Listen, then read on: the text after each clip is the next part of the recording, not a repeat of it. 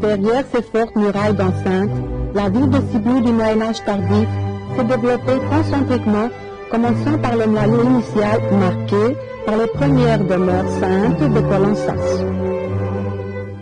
Ce développement spécifique sibien peut être remarqué par ses places entourées d'églises et de maisons gothiques avec tours, pignons, portiques dus à l'initiative et aux besoins d'un riche patricien urbain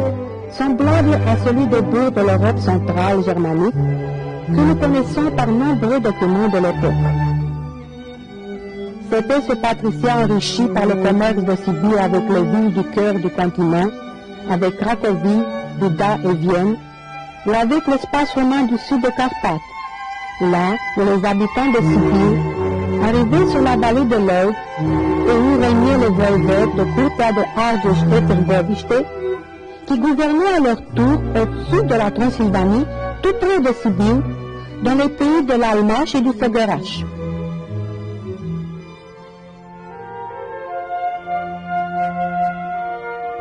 Les maisons des commerçants et des artisans riches de Sibiu,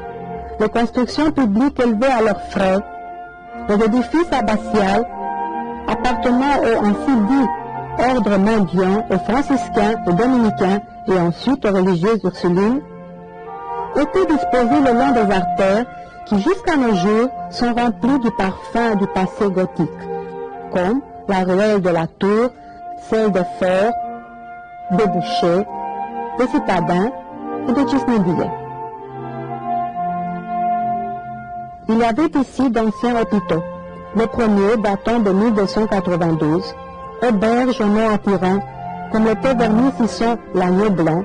mélange d'architecture gothique avec la logis style Renaissance, ou même avant vers 1555 l'auberge à l'étoile bleue, qui après 1773, quand le monarque autrichien Joseph II a fait ici halte, est devenu l'hôtel l'empereur des Romains, non gardé jusqu'aujourd'hui.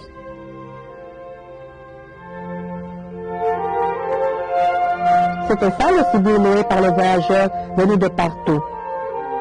Sibiu décrit par un humaniste transylvain, Nicolaus Olahus,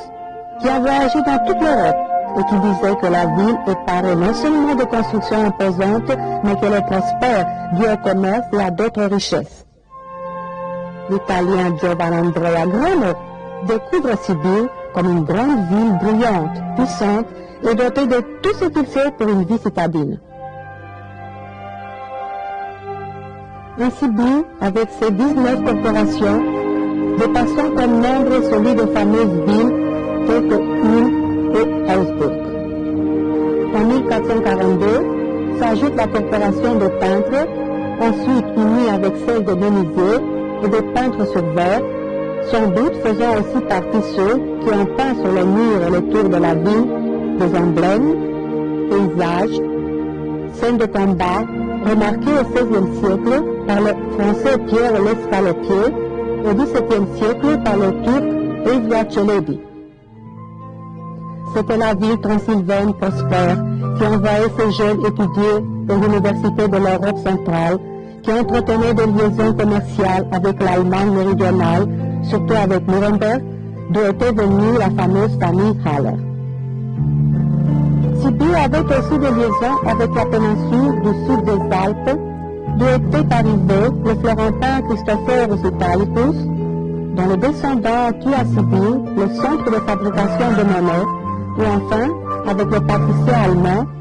de Bourg-Polono-Toruń, Gdańsk et de nouveau Cracovie.